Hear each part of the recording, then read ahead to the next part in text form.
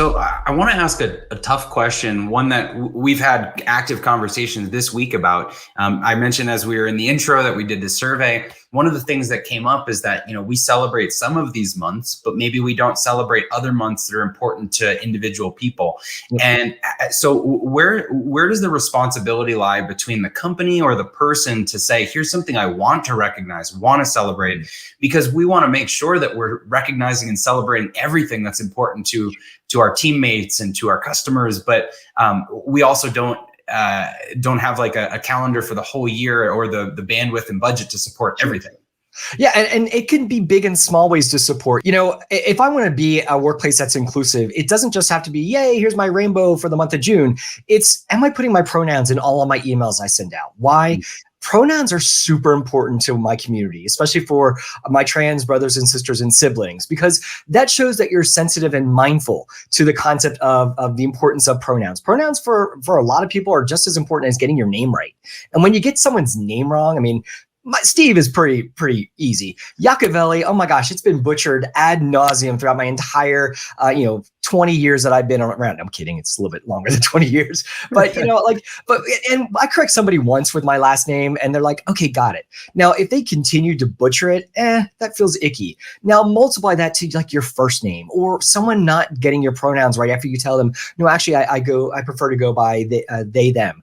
And I think there's little things that we can do that still celebrate inclusivity. We don't have to do like a big, pride parade or throw the cake out and do all sorts of balloons and banners and stuff. We can do small little bits every day to show how inclusive we're trying to be as a workplace. Now, we have across a lot of our tools the ability to put the pronouns in, in your Zoom account, in your Slack account, in your email signature, in your LinkedIn.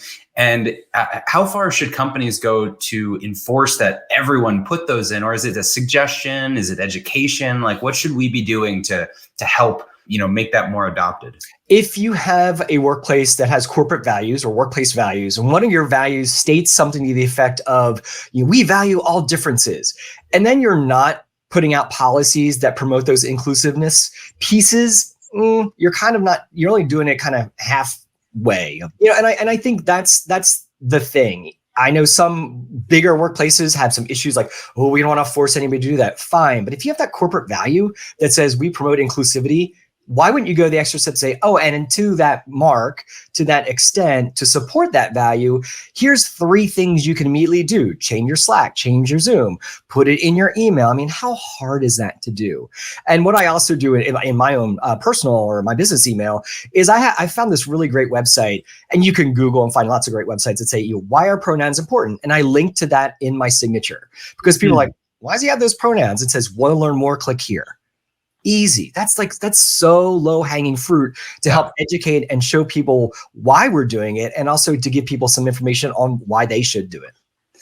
Now, inclusivity, I think, starts long before someone works for you. It starts, in the application process or whenever you're on their radar. So what are some of the things that companies can do to show that they're inclusive from the get-go? I always frame it through the concept of any workplace or any organization can think in, speak up, and act out. And this is actually one of my keynotes that I do. It's actually in my book, Pride Leadership. We talk about this.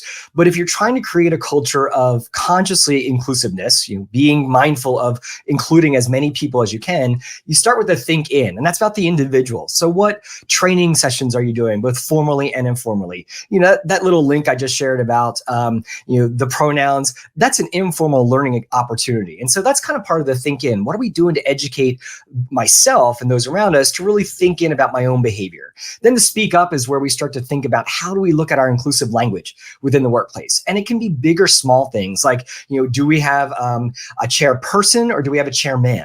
And so, how inclusive is that? I know I grew up in the Philadelphia area. It was a long time so I could break myself and say, hey, you guys, you want to do this? Because if you really boil it down, even though that's supposed to be gender inclusive, it's really not.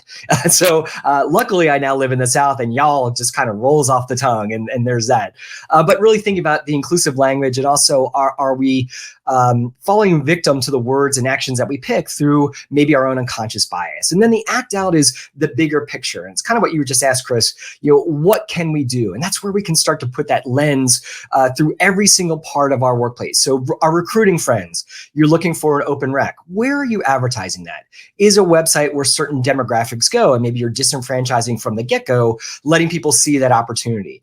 Is it from looking at resumes? And yes, there's automated software out there, but automated software and AI is only as good as the humans that program it. So who is doing that programming to maybe scrub some of the resumes that we get to make sure that they have the qualifications that we're looking for? What are we putting in our central office that shows, yay, here's pictures of our employees, and what are the employees looking like? What is our orientation video showing when it says, here's a senior leader? Is it a middle-aged white dude, or are we showing a cornucopia of differences? And so any organization, big or small, can think in, speak up, and act out when it comes to really thinking about inclusivity within their workplace.